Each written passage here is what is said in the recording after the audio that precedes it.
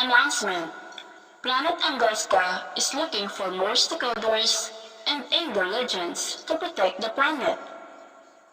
Hi, I'm Amjin, and I am here to help you to achieve the following objectives for you to become an Angel Legend.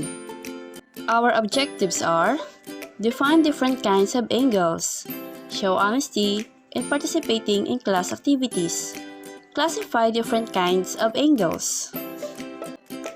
To be an Angel Legend, you need to qualify as a Morse decoder first. League of Morse Decoders! Morse code is a method used in telecommunication to encode text characters as standardized sequences of two different signal durations called dots and dashes.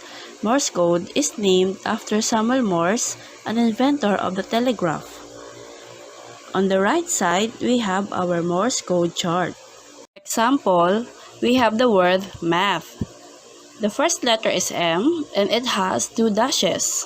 Next letter is A and it has one dot and one dash. Next letter is T and it has one dash. Last letter is H and it has four dots. Take note, letters of a word are separated by a space. League of Morse Decoders. Direction: Samuel Morse invented Morse code, a series of dots and dashes that represent letters and numbers. Decode the following to reveal the hidden words. Are you ready now, Morse decoders?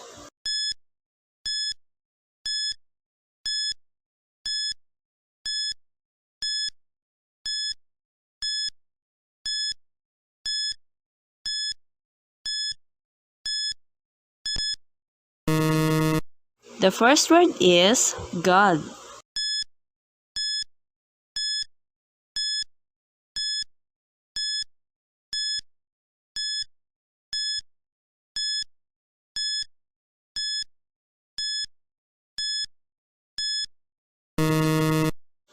Next word is loves.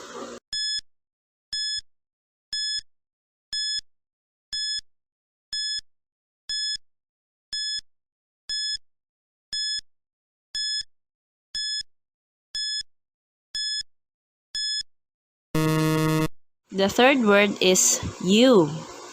So remember, God loves you even in this time of pandemic. So always be grateful.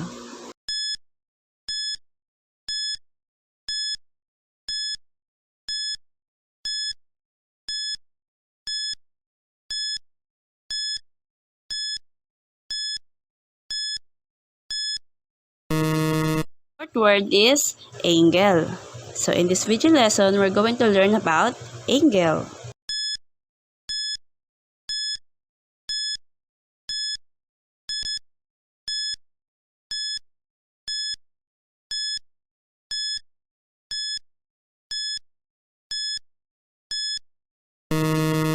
The last word is kind. So in this video lesson, we're going to define and classify kinds of angels.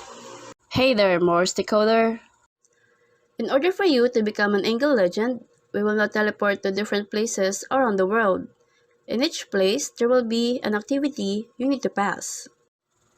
Our original location is Manila, Philippines.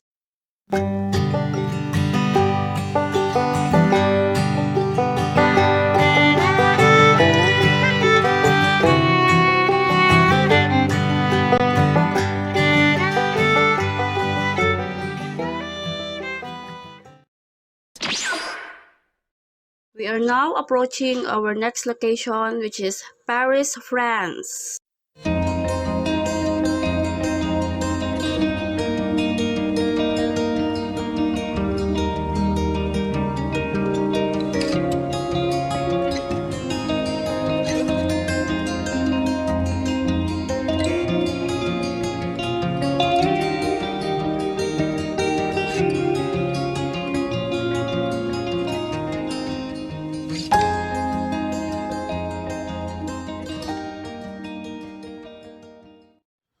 Did you know that if it is 7 a.m. in the Manila, Philippines, It is still 1 a.m. in Paris, France. It is because Manila is 6 hours ahead of Paris. For your activity, you have to measure the angle formed by hands of the clock using protractor.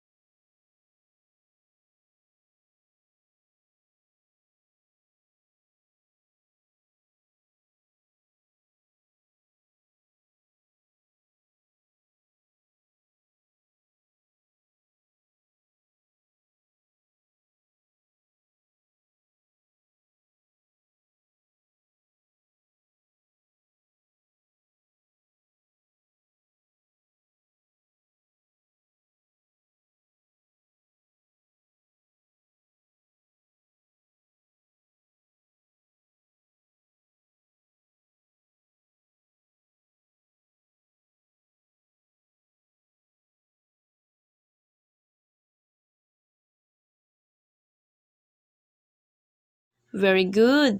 To use a protractor, locate the hole of the protractor right on the top of the vertex, then line up one side of the angle or one hand of the clock with the line drawn in protractor. Make sure it touches 0 degree. Now, take a look at second hand. What number it touches? You got it right. That is 150 degrees, meaning to say, the angle formed by the two hands of the clock is equal to 150 degrees.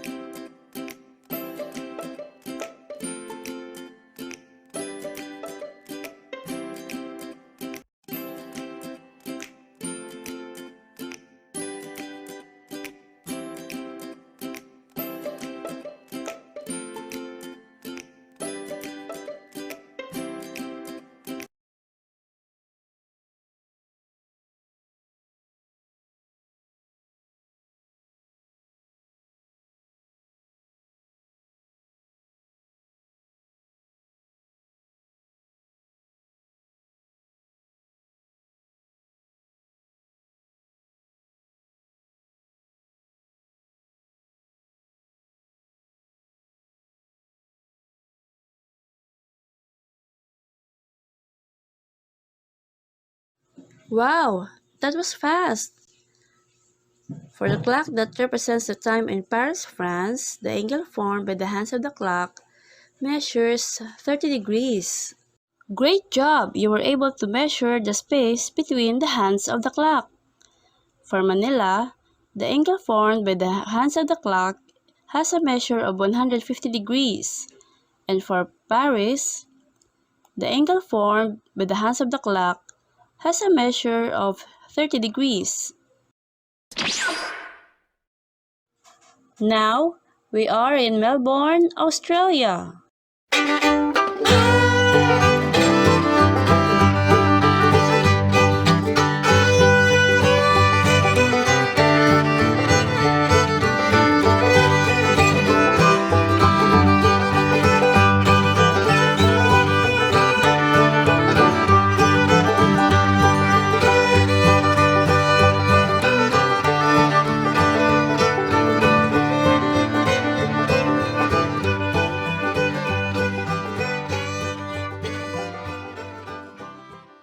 Did you know that if it is 7 a.m. in Manila, it is already 9 a.m. in Melbourne, Australia?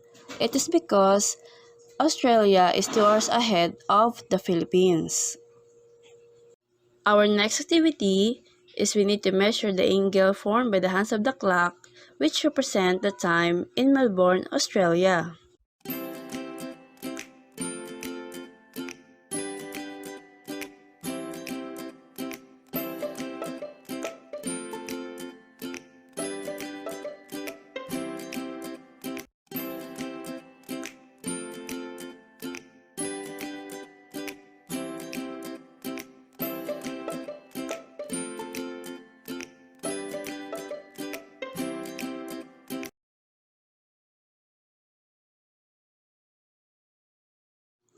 Very good!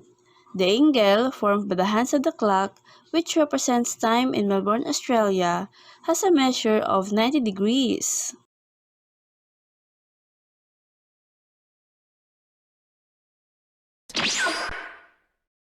For our last destination, we are now approaching Tokyo, Japan.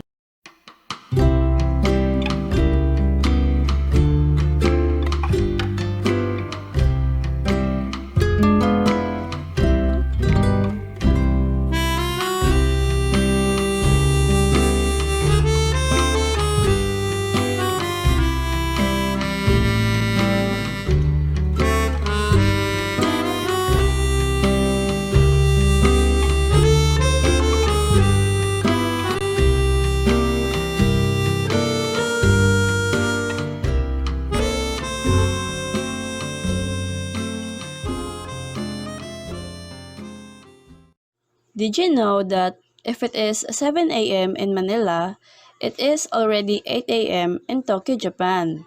It is because Japan is 1 hour ahead of the Philippines.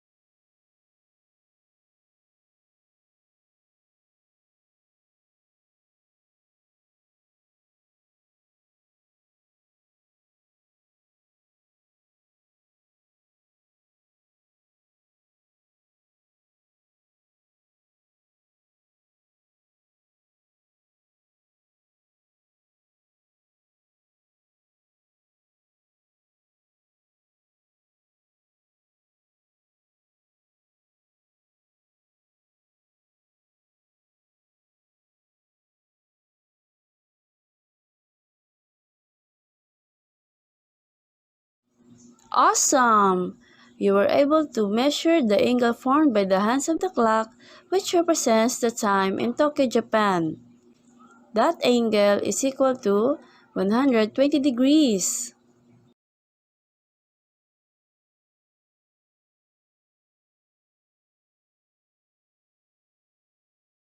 Congratulations! You were able to finish all the activities. For the angle formed by the hands of the clock, which represents time in Manila, it has a measure of 150 degrees. For Paris, France, it has 30 degrees. For Melbourne, Australia, it has 90 degrees. And for Tokyo, Japan, it measures 120 degrees. Those who cannot join our online journey, they can still be an angle legend by watching TV. Just follow the DepEd TV daily program schedule grid. Do you remember our last activity? These are the values of angles formed by the hands of the clocks that represents different times in the places we visited. Now, let's use these values to know the price of the following products.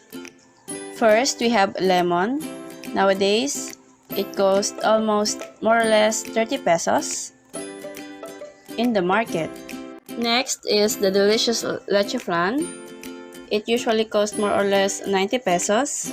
Next is magazine. Magazine cost varies, but there will always be a magazine that you can buy at 120 pesos. The fourth one is wine. For example, a Maria Clara wine may cost more or less 150 pesos. All these products are delicious and useful. So let's not forget, after using it or consuming it, we should segregate its waste. Let's segregate waste. Biodegradable waste can be decomposed by microorganisms such as bacteria, enzymes, and fungi. Non-biodegradable waste cannot be decomposed into organic and environmentally safe waste products, while recyclable materials can be collected, separated, and changed into something new. For the lemon peel, where it should be disposed.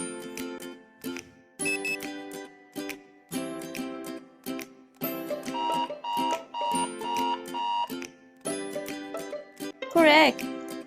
Lemon peel should be disposed in the biodegradable trash bin. Where should styrofoam used as food containers be disposed?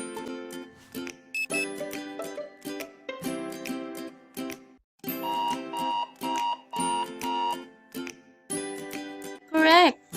Styrofoam belongs to non-biodegradable. Which trash bin should magazine be disposed?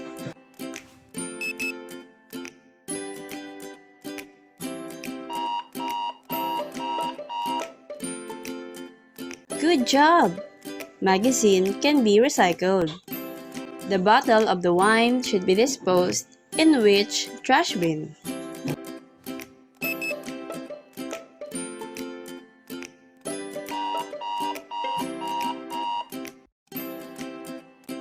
Fantastic! Bottles can also be recycled. Congratulations! You were able to segregate waste according to its type. As a Morse decoder and future Angle legend, it is your duty to keep our planet clean and safe. As you segregate waste, you were able to group the values we have in our first activity. Do you believe in may pera sa basura? Yes, it is true. That's why now we treasure the values we used in our previous activities. These values are grouped into three. For the first treasure box, it contains angle measures more than 0 degree but less than 90 degrees. The first treasure box is called acute angle, and 30 degrees is an example of acute angle. For the second treasure box, there's only one angle measure, and that is exactly 90 degrees. The second treasure box is what we call right angle. It only measures exactly 90 degrees.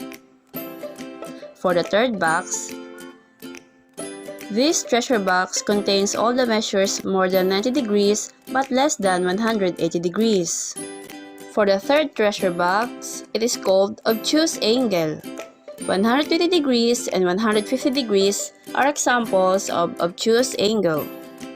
Did you know that we have 7 kinds of angle? First, we have zero angle.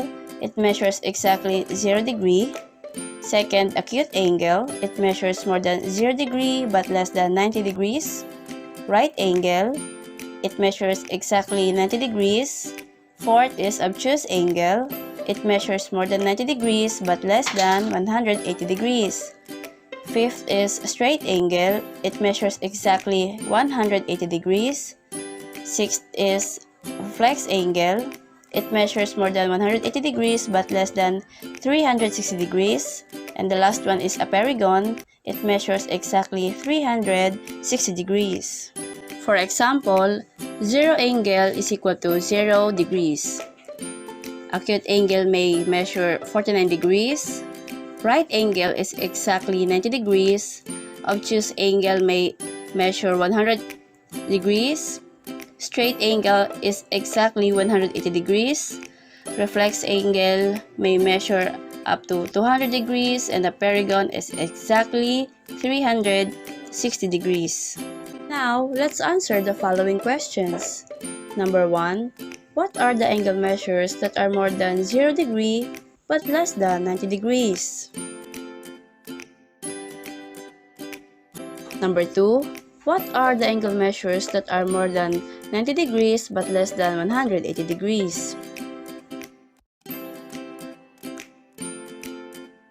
Number 3. What are the kinds of angles?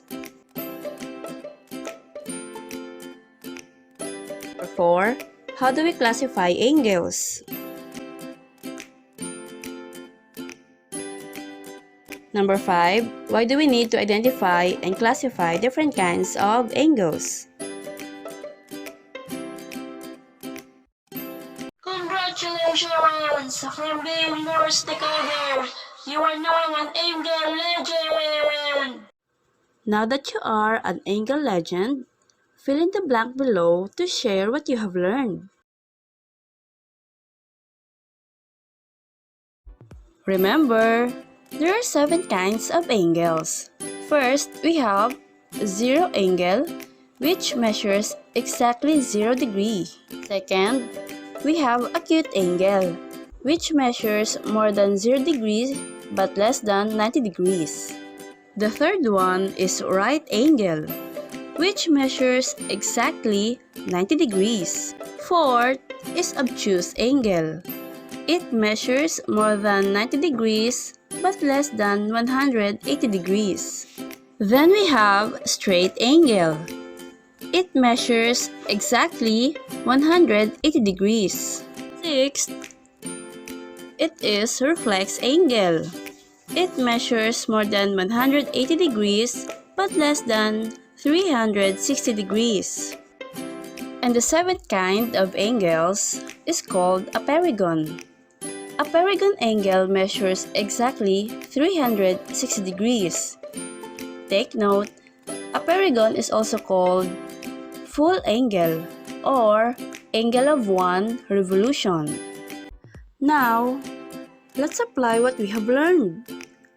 Arrange and classify the given angles below in the box of its kind.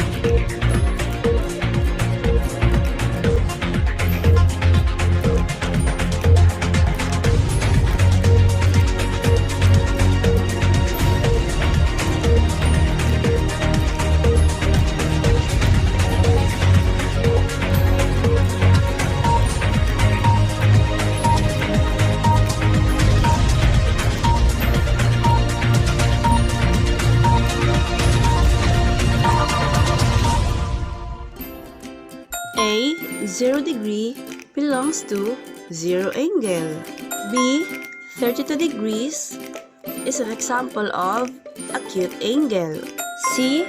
197 degrees is an example of obtuse angle. D. 45 degrees is an example of acute angle. E. 90 degrees is a right angle. F. 156 degrees is an example of obtuse angle. G. 180 degrees is a straight angle. H. 200 degrees is an example of reflex angle. I. 360 degrees is a full angle or a perigon. J. 300 degrees is an example of reflex angle.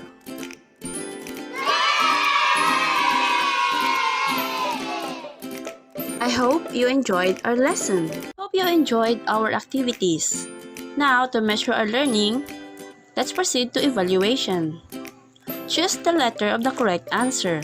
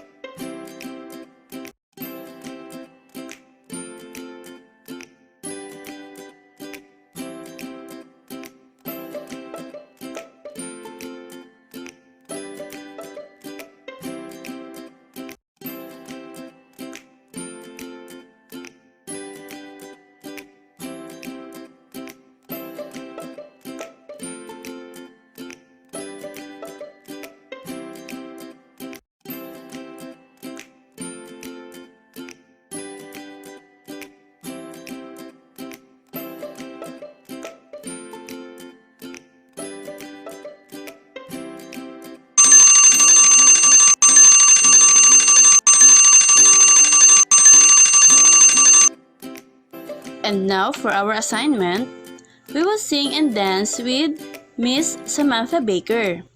Search for her video on YouTube entitled Types of English Song. I hope you enjoyed your journey as an English legend. Always share your learnings and always protect our planet. That's all for today. See you next time.